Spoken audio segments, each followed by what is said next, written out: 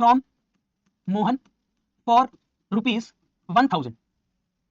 फिर मैंने लिखा दूसरा एग्जांपल, परचेस्ड फर्नीचर फॉर ₹1000।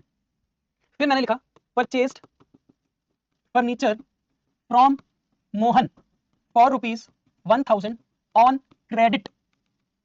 और फिर मैंने लिखा purchased furniture from Mohan for ₹1000 on cash. ये 4 ट्रांजैक्शन मैंने आपको यहां पर लिखी है, 4 ट्रांजैक्शन। इनमें से बेटे 2 ट्रांजैक्शन उधार की ट्रांजैक्शन है और 2 ट्रांजैक्शन कैश की ट्रांजैक्शन है। 4 में से 2 उधार की हैं, 2 कैश की हैं। आप मुझे बताओ कौन कौन सी उधार की हैं और कौन कौन सी कैश की हैं।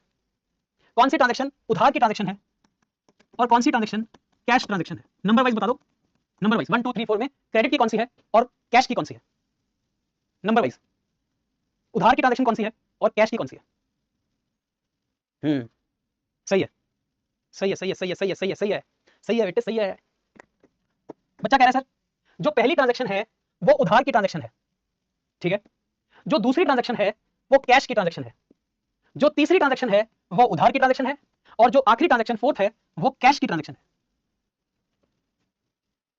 हाँ, 1 3 2 एंड 4।